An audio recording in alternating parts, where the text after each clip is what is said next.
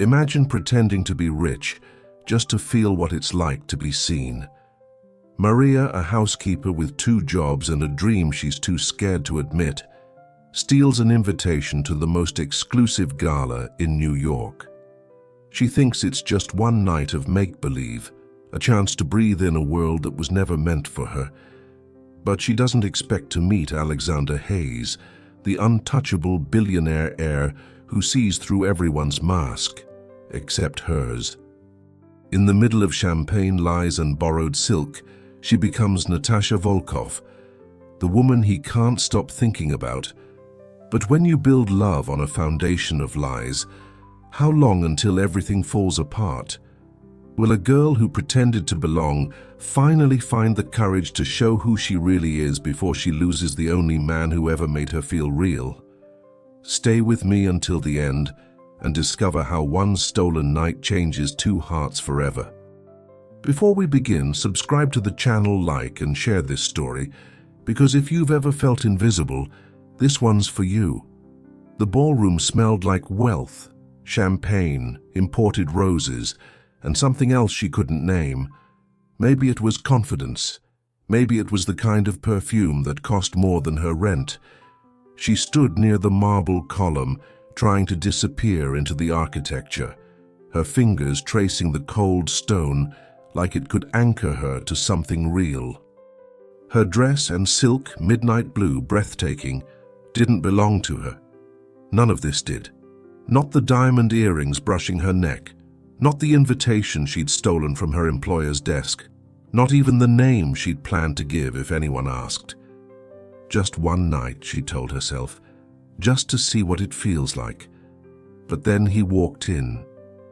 She noticed his silence first, the way the room seemed to bend around him without him asking.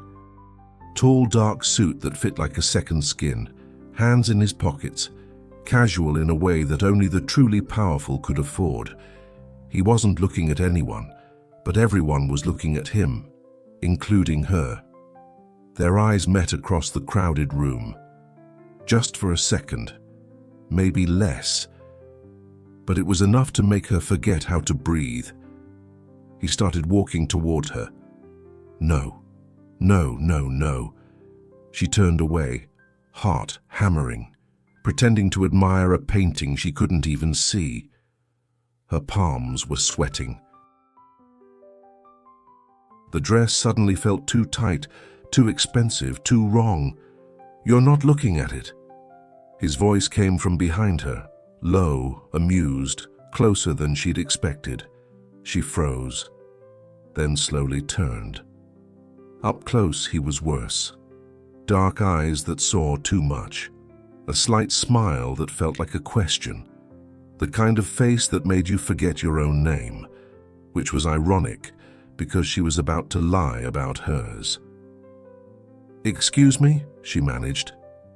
"The painting." He nodded toward it without breaking eye contact.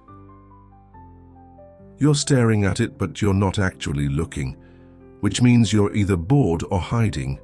Her throat tightened. "Maybe I just don't like modern art."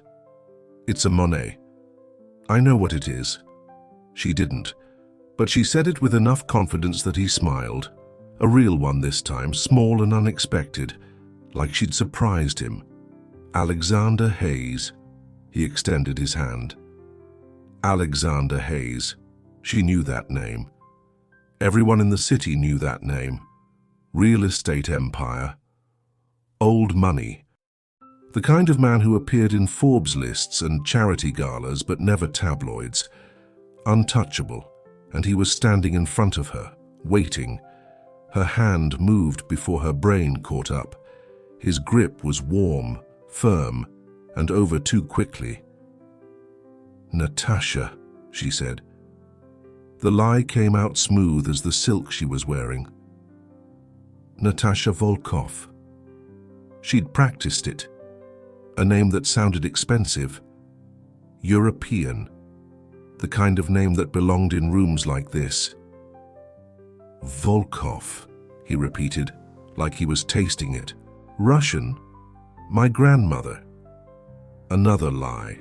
Her grandmother sold empanadas from a cart in Queens, but he didn't need to know that. He didn't need to know that Natasha Volkov didn't exist, that the real her was Maria Reyes, 24, 2 jobs, a studio apartment with a broken radiator, and a mother who cleaned the houses of people like him. "You don't seem like you want to be here," Alexander said, tilting his head slightly. "Does anyone?" "Fair point." He glanced around the ballroom. Bored aristocrats, forced laughter, champagne that cost more than kindness. These things are a performance, everyone playing a part. "You have no idea," she thought. "Then why come?" she asked. "Obligation." He looked back at her and something shifted in his expression, something genuine beneath the polished exterior. And curiosity. About what? About who else is pretending. Her stomach dropped, but she kept her face neutral, even managed a small smile. "And have you figured it out?" He studied her for a moment, long enough that she felt seen in a way that terrified her. Then he leaned in, just slightly, his voice dropping to something private. "Not yet." The air between them felt electric, dangerous, like standing too close to a cliff edge. A waiter passed with champagne. Alexander took 2 glasses, offered her one. She accepted, their fingers brushing for half a second. "Tell me something real, Natasha Volkov." The way he said her fake name made her chest ache. "Like what?" "Anything. Something that isn't small talk or performance. Something true." She should have walked away, should have excused herself, disappeared into the crowd, gone home to her real life. But his eyes were so steady, so genuinely curious, and she was so tired of being invisible. So she told him a truth wrapped in a lie. "I don't belong here." His expression softened. "Neither do I." "You're Alexander Hayes." "Exactly." He said it like a confession, like his name was a prison instead of a privilege. And in that moment, standing in a borrowed dress under stolen light, Maria Reyes, pretending to be Natasha Volkov, looked at the loneliest billionaire in New York and thought, "Maybe we're both pretending." "Dance with me," he said. Not a question, an invitation, a risk. She knew she should say no. Knew this was already too much, too dangerous, too close to something that could only end in heartbreak. But when he offered his hand again, she took it. And as he led her onto the floor, the world narrowing to just the 2 of them, she realized something that terrified her more than any lie she'd told. She didn't want the night to end. The music started, and with it everything changed. The dance floor was crowded, but she only felt him. His hand rested on her waist, light, respectful, but somehow possessive, like he'd been waiting all night to touch her. She kept her eyes on his shoulder, afraid that if she looked up he'd see everything. The lie, the fear, the girl from Queens who had no business being in his arms. "You're tense," he said quietly. "I'm fine." "Natasha." The way he said it, soft, almost intimate, made her look up. His eyes were darker up close, patient, like he had all the time in the world to figure her out. "You don't have to perform with me," he continued. "Whatever you're worried about, let it go. Just for this song." If only you knew, she thought, but something in his voice made her shoulders drop, made her breathe, and slowly, without meaning to, she let herself relax into the rhythm, into him. They moved together like they'd done this before, like their bodies had memorized each other in some previous life. She could feel the warmth of his chest through his shirt, could smell his cologne, subtle, expensive, clean, could hear his breathing, slow and steady, while hers was anything but. "Where are you from?" he asked after a moment. Her heart skipped. "Why do you ask?" "You have an accent. Just a trace. I'm trying to place it." "Damn." "I grew up in Europe," she lied smoothly. "We moved around a lot." "That sounds lonely." She blinked. No one had ever said that before. It was. And that at least was true. "What about you?" she asked, deflecting. "Born with a silver spoon?" He smiled, but it didn't reach his eyes. "Something like that. Must be nice." "You'd think." There was something heavy in his tone, something that made her curious despite herself. "What's it like?" she asked. "Being Alexander Hayes?" He was quiet for a moment, his hand tightening slightly on her waist. When he spoke again, his voice was lower, more honest. "Exhausting," he admitted. "Everyone wants something. A favor, a connection, a piece of the empire. No one just sees you. They see the name, the money, the opportunity." She understood that more than he knew. Being invisible. Being reduced to what you could offer. "That's why you're here tonight," she said, looking for who's pretending. "Maybe." He tilted his head, studying her again. "Or maybe I'm looking for someone who isn't." Her chest tightened. She forced herself to smile. "Good luck with that." "I don't believe in luck." "What do you believe in?" "Instinct," he said. "And right now, mine is telling me you're the most interesting person in this room." "Stop," she wanted to say. "Stop looking at me like that. Stop making me feel like I matter." But she didn't say anything. She just kept dancing, kept pretending, kept drowning in the warmth of his attention. The song ended, but he didn't let go. "Come with me," he said. "Where?" "Somewhere quieter." Every rational thought screamed at her to say no, to thank him for the dance, to disappear before this went any further. But when he offered his hand for the third time that night, she took it again and followed him out of the ballroom. He led her through a side door, down a hallway lined with portraits of people who looked like they'd never smiled in their lives. The noise of the party faded behind them. Her heels clicked against the marble floor. Her pulse hammered in her ears. "Where are we going?" she asked. "You'll see." He pushed open a heavy wooden door, and suddenly they were outside, on a balcony overlooking the city. The night air was cool against her bare shoulders. The skyline glittered below them, a million lights pretending to be stars. She walked to the railing, needing distance, needing air, needing to remember who she really was. "It's beautiful," she whispered. "It is now." She turned. He was leaning against the door frame, hands in his pockets again, watching her with that same quiet intensity.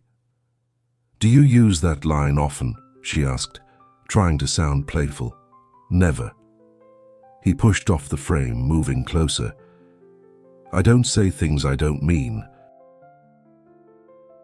He stopped a few feet away, close enough that she could see the faint scar above his left eyebrow, close enough that she had to tilt her head back to meet his eyes.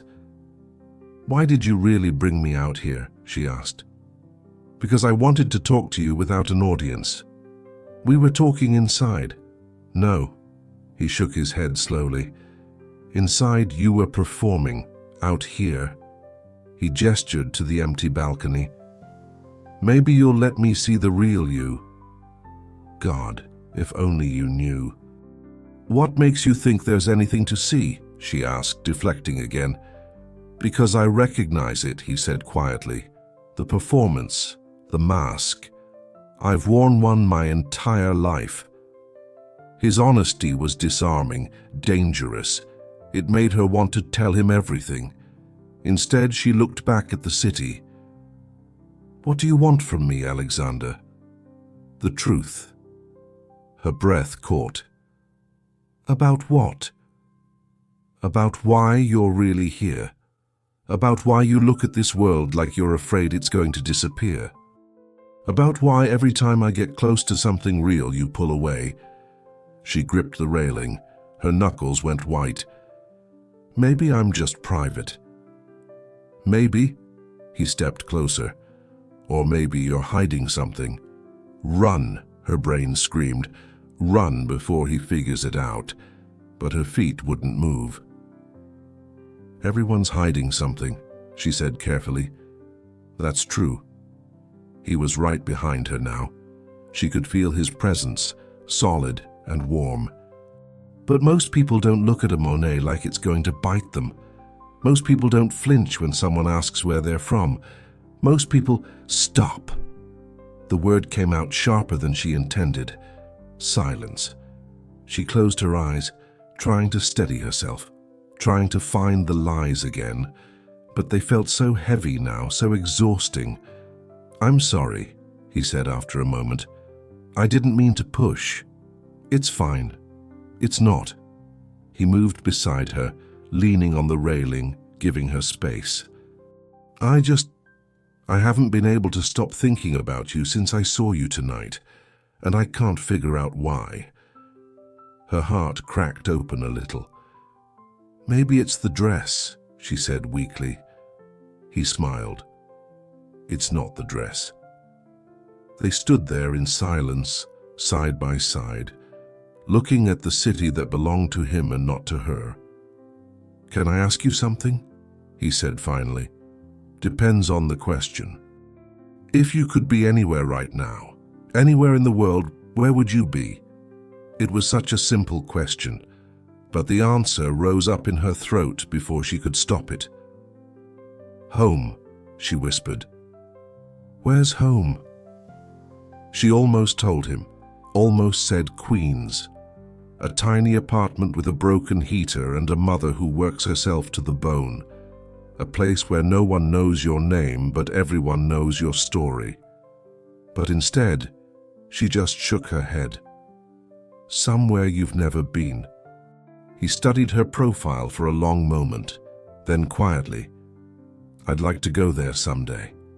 "No, you wouldn't," she thought. "You'd hate it. You'd see me for what I really am." But God, the way he was looking at her made her want to believe it was possible.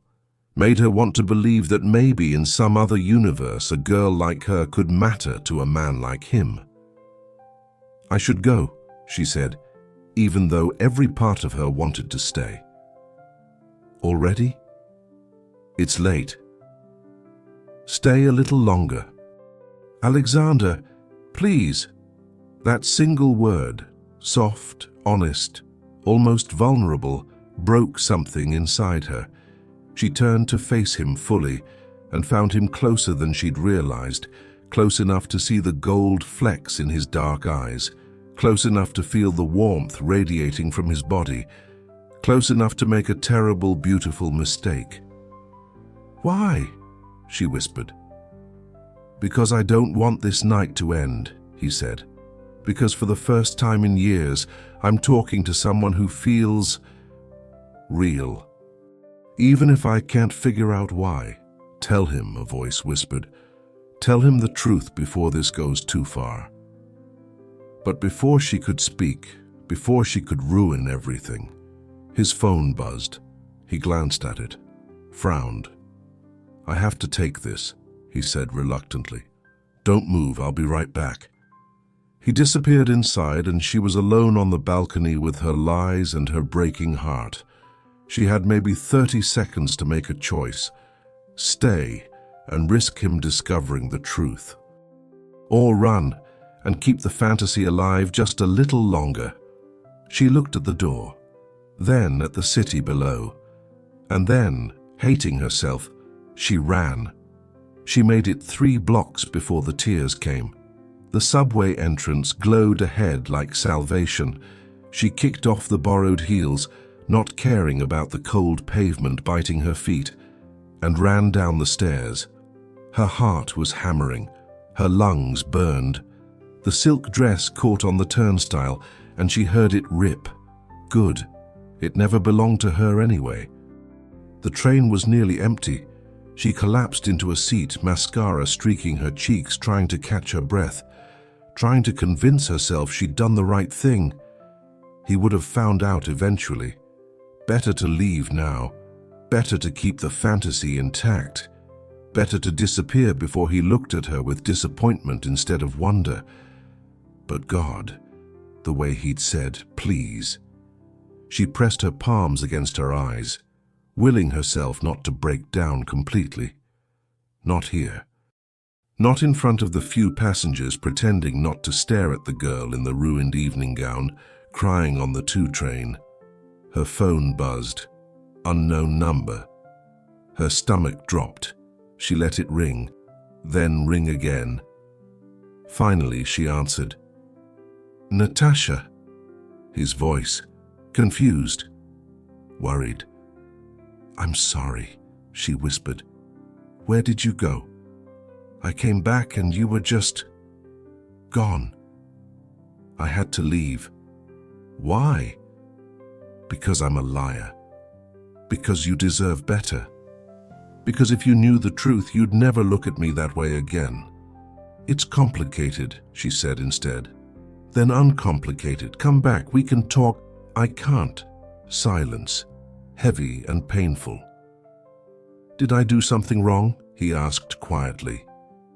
No, she wanted to scream. You did everything right. That's the problem.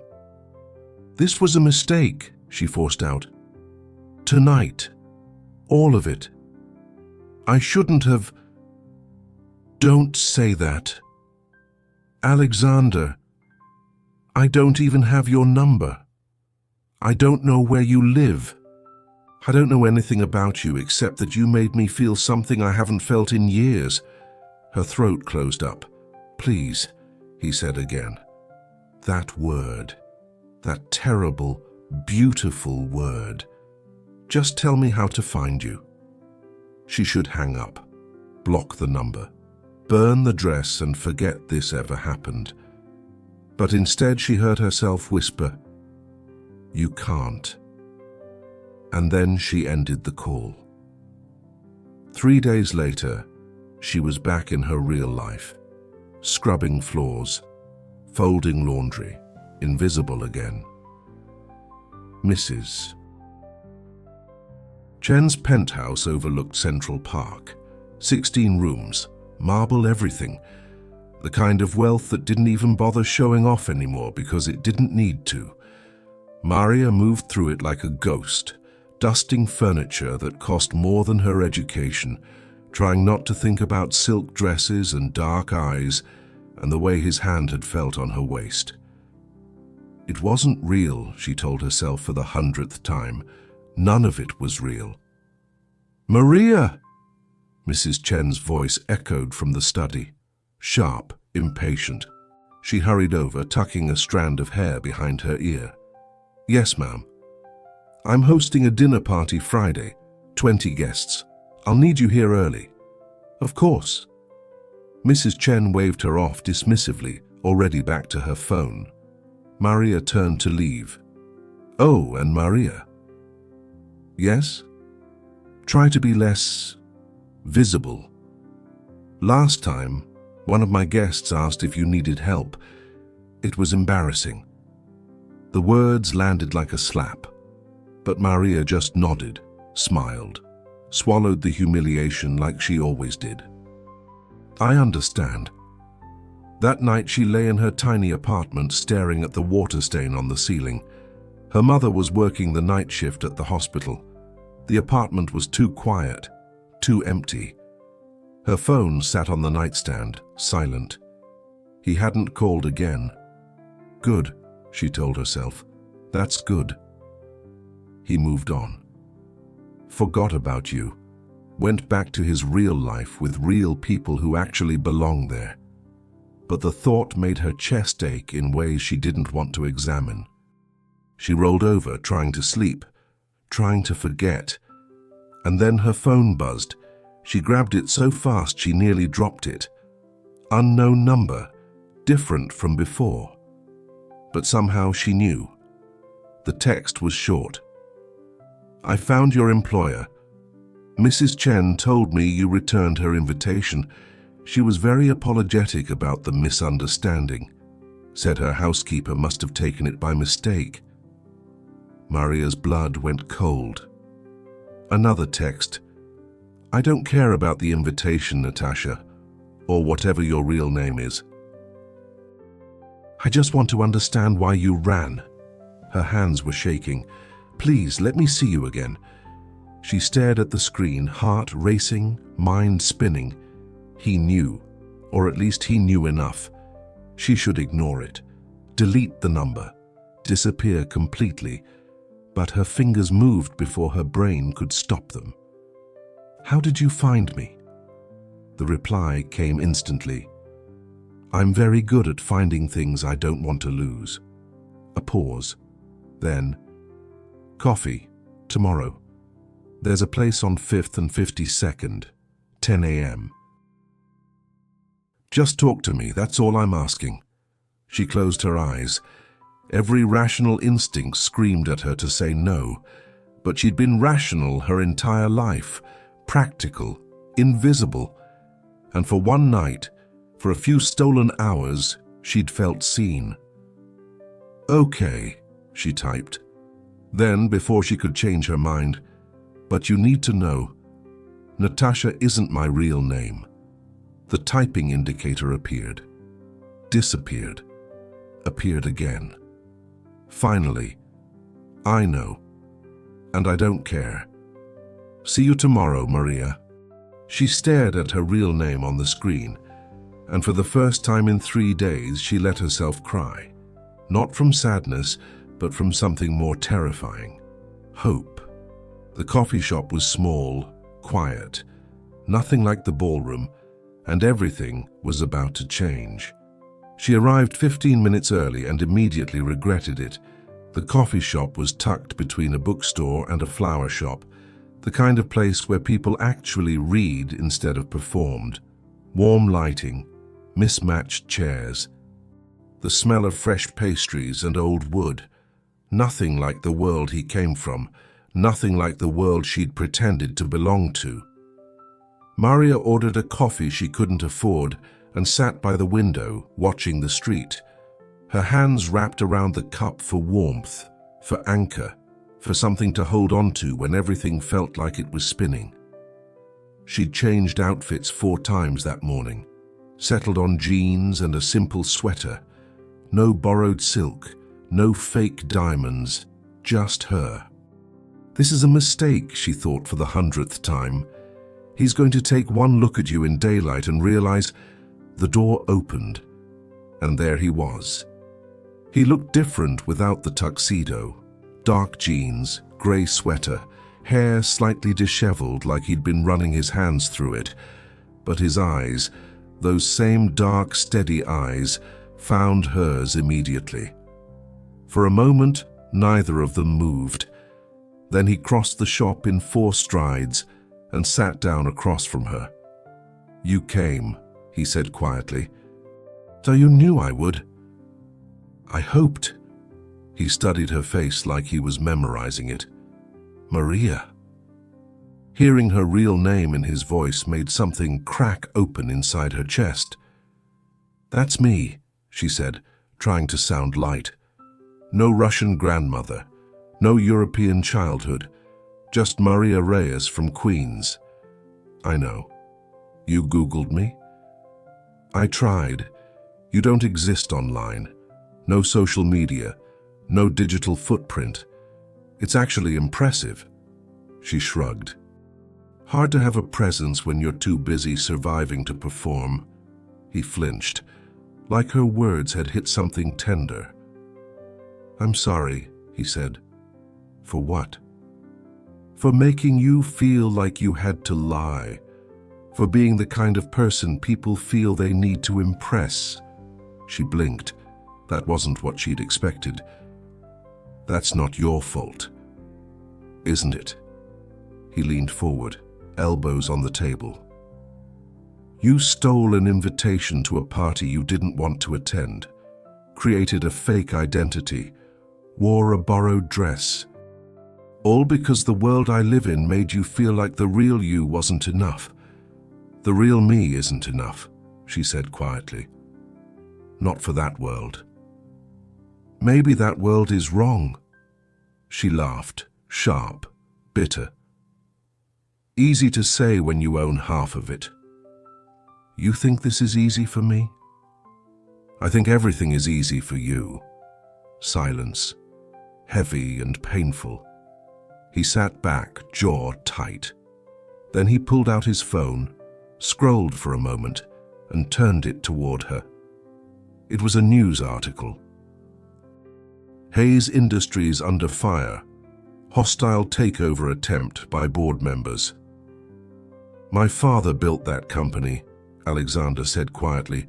Spent 40 years making it what it is. He died 6 months ago, and now everyone's circling like vultures.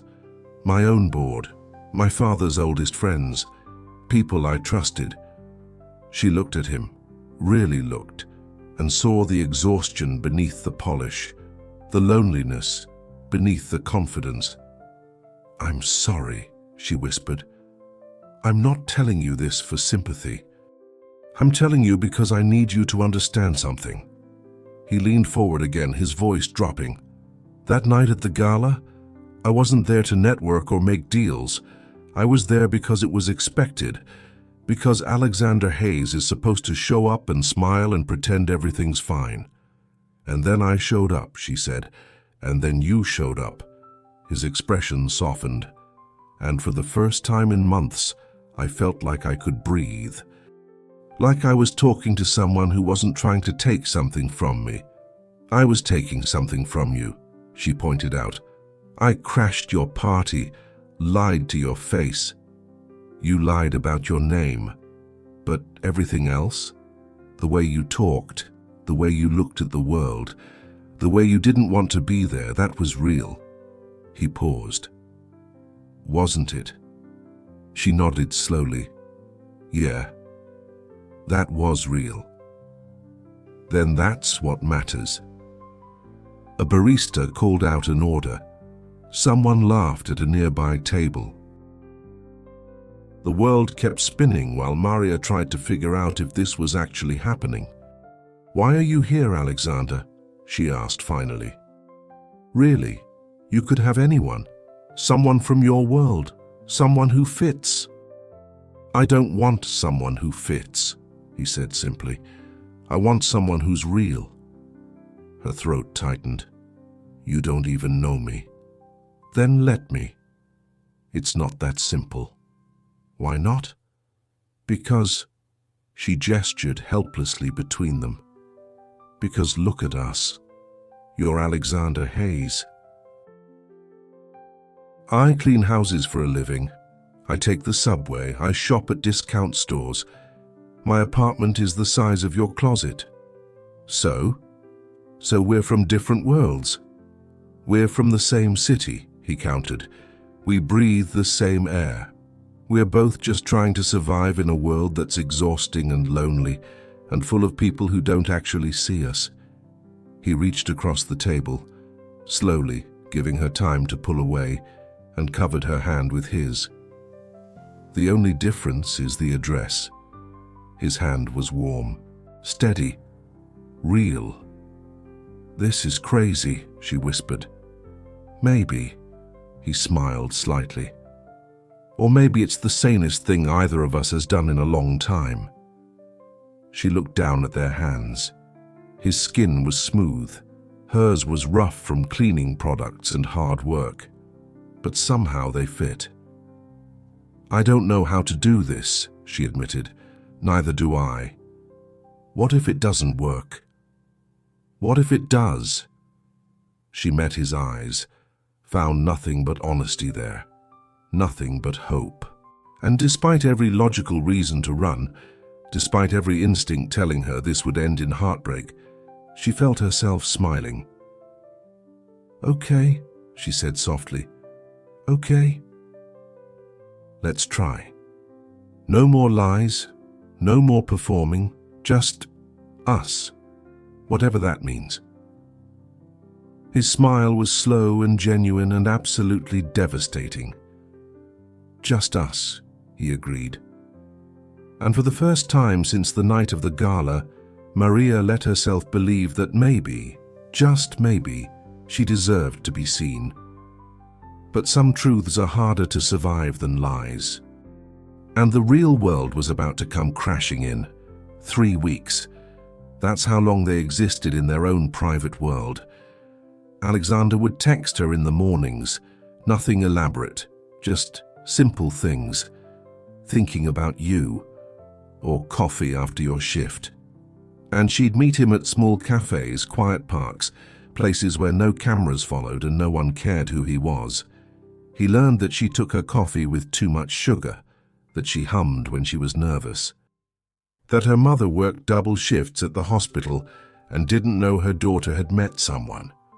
She learned that he couldn't cook to save his life, that he read philosophy books he didn't understand because his father had loved them, that he was terrified of failing the people who depended on him.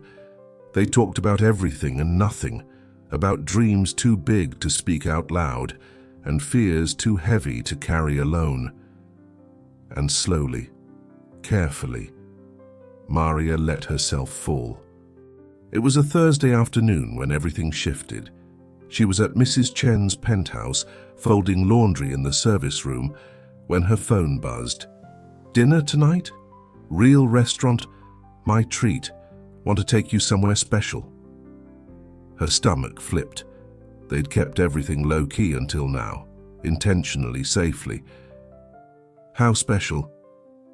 Jacket required, kind of special. She bit her lip. Alexander.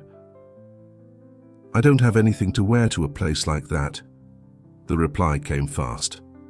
I'll take care of it. Trust me. She shouldn't. This was moving too fast, getting too real, crossing into territory that scared her. But she typed, okay. The dress arrived at her apartment 2 hours later. Simple, elegant, black. The kind of dress that didn't scream money, but whispered class. With it a note in his handwriting. No borrowed silk this time. This one's yours. A. She held it against her chest, tears stinging her eyes. No one had ever given her something like this. Something beautiful. Something that said, you matter. The restaurant was in Midtown, subtle lighting, piano music, the kind of place where silence felt reverent instead of awkward. Alexander stood when she arrived, and the way he looked at her made her forget how to breathe. You're stunning, he said quietly. It's the dress. It's you. He pulled out her chair, ordered wine she couldn't pronounce, and for a moment, sitting across from him in candlelight, Maria let herself pretend this was her life, that she belonged here, that this wasn't temporary. You're quiet, he observed. Just thinking. About? She traced the rim of her wine glass. About how different this is from that first night. Different how? That night I was pretending. Tonight, she met his eyes. Tonight I'm terrified. Of what? That this isn't real. That I'm going to wake up and you'll realize I don't fit into your world. He reached across the table, taking her hand. You don't have to fit into my world, Maria. I want you in it exactly as you are. You say that now. I mean it now, and I'll mean it tomorrow, and every day after. She wanted to believe him. God, she wanted to. But before she could respond, a voice cut through the moment like glass. Alexander. They both turned. A woman approached their table, tall, blonde, wearing a dress that cost more than Maria's rent, Her smile was sharp, practiced. "Victoria," Alexander said evenly. "I thought that was you." Victoria's eyes slid to Maria, assessing her in one sweep. "I didn't know you were seeing anyone. It's recent. Clearly." Victoria's tone was light, but her eyes were cold. "I don't believe we've met. Victoria Ashford, old family friend." "Maria Reyes," she managed. "Reyes." Victoria tilted her head. "Spanish? Puerto Rican? How exotic." The word felt like a weapon. "And what do you do, Maria?" The question hung in the air, heavy, loaded. Maria felt Alexander tense beside her, felt his hand tighten around hers. She could lie, could invent something impressive, something that would make Victoria's smile falter. But she'd promised. No more lies. "I work in hospitality," she said carefully. "Oh? Which hotel?" "I'm a housekeeper." Silence. Victoria's eyebrows rose. Her smile widened. "How refreshing. Alexander, I didn't know you were into charity work these days." "Victoria." Alexander's voice was low, dangerous. "I'm teasing." Victoria placed a hand on his shoulder. Too familiar, too comfortable. "It's lovely to see you branching out. Enjoy your evening." She looked at Maria one more time. "It was nice meeting you." She left a wake of expensive perfume and barely concealed contempt. Maria's hand slipped from Alexander's. She reached for her water glass, willing her hands not to shake. "Don't," Alexander said quietly. "Don't what?" "Don't let her get in your head." "I'm fine." "Maria." "I said I'm fine." She looked at him, forcing a smile. "She's right, though. This is unusual, you and me. There's nothing unusual about two people caring about each other, isn't there?" She set down her glass. "Be honest, Alexander. When you take me to things like this, are you worried what people will think?" "No. Not even a little." He hesitated, just for a second, but it was enough. She stood abruptly. "I need some air." "Maria, wait." But she was already walking toward the exit, heart hammering, eyes burning, trying desperately not to fall apart in front of everyone. She made it to the street before he caught up to her. "Talk to me," he said, slightly breathless. "There's nothing to say." "Yes, there is. Victoria is bitter and cruel and irrelevant." "She's your world, Alexander." Maria turned to face him. "People like her. People who went to the right schools, know the right names, wear the right clothes. That's who you belong with." "That's not true." "Then why did you hesitate?" His jaw tightened. "Because I'm human. Because for 1 second, I thought about how exhausting it would be to defend us to people who don't matter. But that doesn't mean I care what they think. You do care, you have to care. Your reputation, your company, your family legacy, all of that depends on appearances." "So what are you saying?" "I'm saying maybe we were fooling ourselves. Maybe coffee shops and quiet parks aren't enough. Maybe the real world doesn't work for people like us." "People like us?" His voice rose. "What does that even mean?" "It means you're Alexander Hayes and I'm the help." The words burst out of her, raw and painful. "It means your ex-girlfriend looks at me like I'm a stain on your reputation. It means every room we walk into together, people will wonder what you're doing with someone like me." "I don't care what people wonder." "You should." "Because I do." Her voice cracked. "I care that I'll always be the girl who doesn't belong, the charity case, the exotic detour before you settle down with someone appropriate." "That's not fair." "No." Tears were streaming now.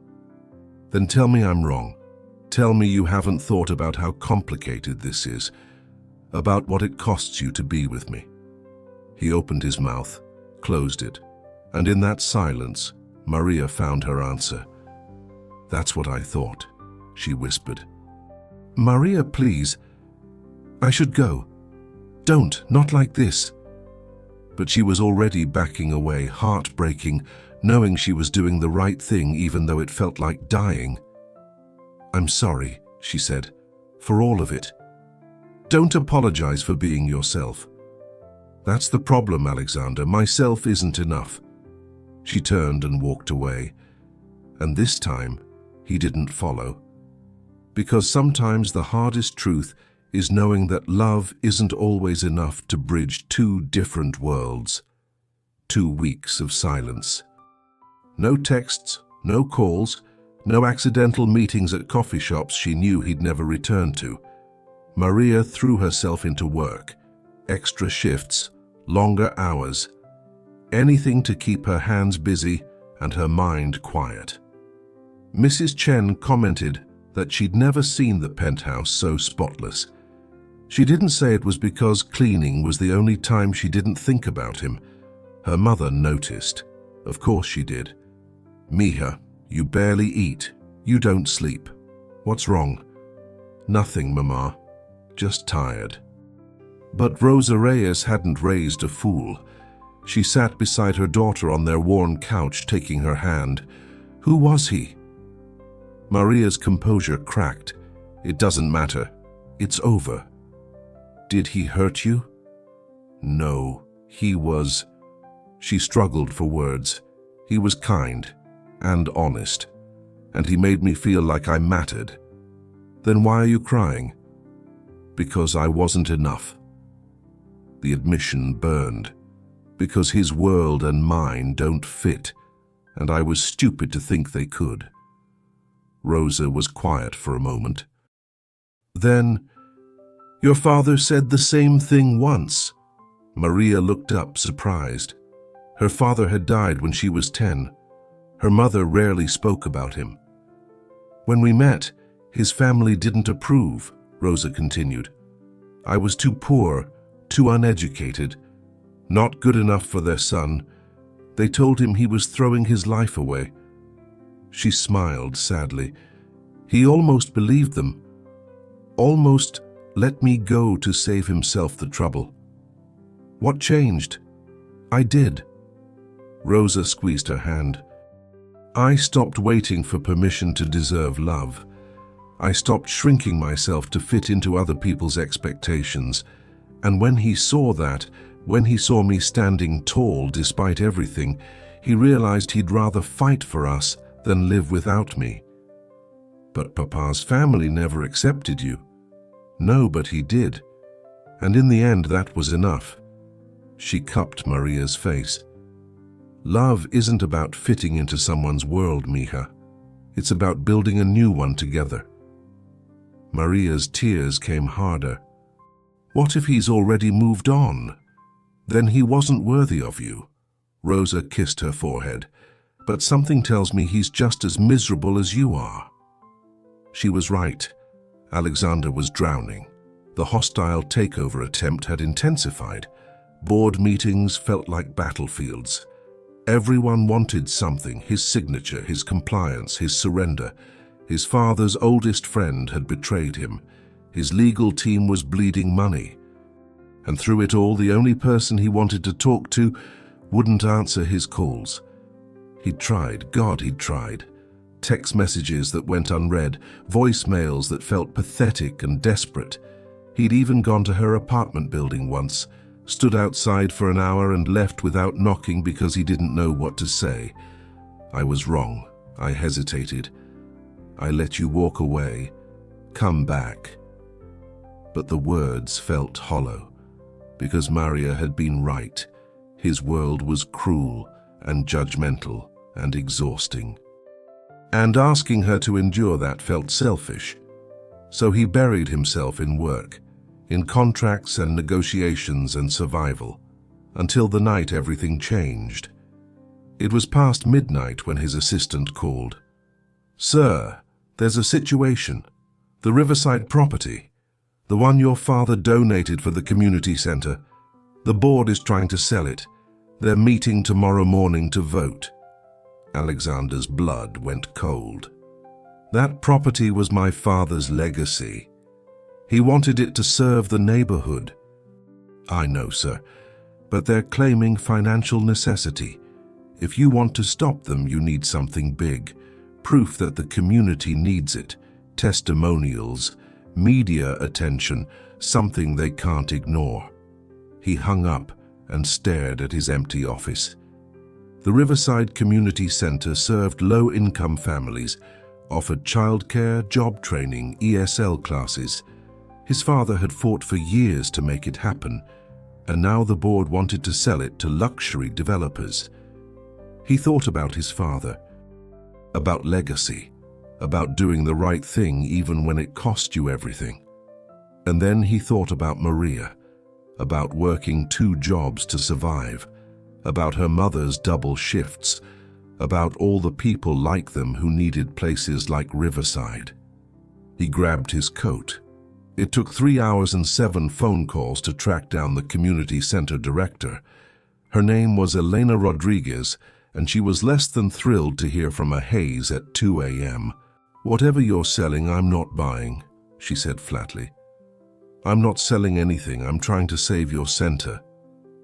That got her attention. He explained the situation, the vote, the timeline. "What do you need from me?" she asked. "Stories, real ones. People whose lives were changed by this place. I need to show the board and the media why it matters." "And then what? You swoop in like some hero and take credit?" "No." His voice was firm. "Then I step back and let the community speak. This was never about me. It's about honoring my father's vision and making sure people who actually need help don't get erased for profit." Silence. Then, "Be here tomorrow, 6 a.m. I'll have people for you to meet." The community center was in Queens. Old building, fresh paint, walls covered in children's artwork. Elena introduced him to Rosa first. Rosa Reyes works nights at Columbia Presbyterian, uses our childcare program when her daughter needs coverage. Alexander froze. Rosa's eyes narrowed. "You're him?" Yes. My daughter came home crying over you." His chest tightened. "Mrs. Reyes, She also smiled more in those 3 weeks than I'd seen in years." Rosa studied him. "So which version of you is real? The one who made her feel special or the one who let her go?" He met her eyes. "The one who's trying to be worthy of her." Rosa held his gaze for a long moment, then nodded slowly. "Come with me." She introduced him to the people Riverside had helped. Single mothers, immigrants, kids who needed safe spaces after school. And with each story, Alexander understood. This wasn't charity. This was survival. This was people fighting every day to build better lives with whatever tools they could find. People like Maria. By noon, he had testimonials, photographs, media contacts. Eleanor had called in every favor she had. "The vote's at 3 p.m., she reminded him. "You better make this count." He looked at Rosa. "Will you speak at the board meeting?" "Why me?" "Because you understand what this place means, and because—" He hesitated. "Because I need to prove to your daughter that I'm listening, that I'm learning, that I want to be better." Rosa's expression softened slightly. "She's working today, Mrs. Chen's penthouse." "I know." He'd memorized her schedule weeks ago. "But I need to do this first. I need to prove I'm worth her time before I ask for it again." Rosa smiled, just barely. "Then let's go save your father's legacy." The board meeting was brutal, Shareholders argued, lawyers postured. The interim chairman called him naive and sentimental. But when Rosa stood and spoke about nights she couldn't afford childcare, about the ESL classes that helped her communicate with doctors, about the community that kept her daughter safe, the room went quiet. Elena followed with data, media coverage, public support. And Alexander closed with the one argument that mattered. My father built Hayes Industries to create value, not just profit. He believed wealth meant nothing if it didn't serve people. This community center is his legacy. And if we sell it for luxury condos, we're not just betraying him. We're betraying every principle this company was founded on. He looked at each board member. So, vote your conscience. But know that whatever happens here today, I'll remember. And I'll make sure everyone else does too. The vote was close, but they kept the center. Alexander walked out of the building exhausted, victorious, empty, because he'd saved his father's legacy. But he'd lost the only person who made him want to be more than his name. Rosa found him on the steps. She's at home, she said quietly. Her shift ended an hour ago. He looked up. She probably doesn't want to see me. Only one way to find out. And sometimes the bravest thing you can do is risk your heart one more time. Her apartment building looked different in daylight, smaller, more worn, the kind of place people passed without noticing. Alexander stood outside for 10 minutes, heart hammering, rehearsing words that all felt inadequate. Finally, he climbed the stairs to the 3rd floor and knocked. The door opened, and there she was, hair in a messy bun, oversized sweater, no makeup, still the most beautiful thing he'd ever seen. Alexander. Her voice was careful, guarded. Hi. They stared at each other, 2 weeks of silence crackling between them. What are you doing here? She asked finally. I needed to see you. Why? Because I was an idiot. Because I let you walk away. Because I've spent every day since then trying to figure out how to fix it. She crossed her arms. You can't fix it. I know. But I need you to understand something. He took a breath. You were right. About everything. I did hesitate. I did think about how complicated we'd be. I did worry about what people would say. Her jaw tightened. But I was wrong, he continued. Not about the complications, those are real, but about what matters. Because nothing matters more than you, not my reputation, not the board, not Victoria or anyone else who thinks they get a say in my life. Alexander, I met your mother today. That stopped her. What? At the Riverside Community Center. She was helping me save it from being sold. We spent the whole day together, actually. He smiled slightly. She's terrifying, by the way, told me I was an idiot for letting you go. She said that. Not in those exact words, but the message was clear. He stepped closer. Maria, I'm not asking you to fit into my world. I'm asking if you'll help me build something better, something real, something that doesn't require performance or pretense or borrowed dresses. Her eyes were shining. You don't know what you're asking. Yes, I do. I'm asking for the hardest, most complicated, most worthwhile thing I've ever wanted. I'm asking for you, exactly as you are. People will judge us. Let them. Your board will hate it. Half of them already hate me. What's one more reason?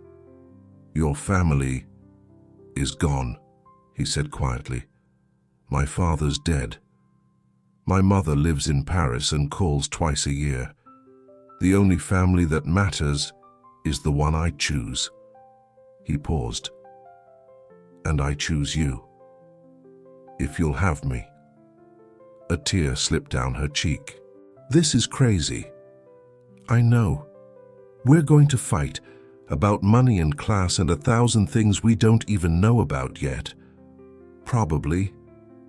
I'm going to feel out of place at your events. Then we won't go. Or we'll leave early. Or we'll create our own events where you feel like you belong. She laughed through her tears. You make it sound so simple. It's not simple. It's terrifying and messy and probably the stupidest thing I've ever done. He reached for her hand, slowly, giving her time to pull away. But I'd rather be terrified with you than safe without you. She looked down at their joined hands, his smooth, hers rough, different, perfect. I missed you, she whispered. I missed you too. I'm still scared. Me too. He squeezed her hand. But maybe we can be scared together.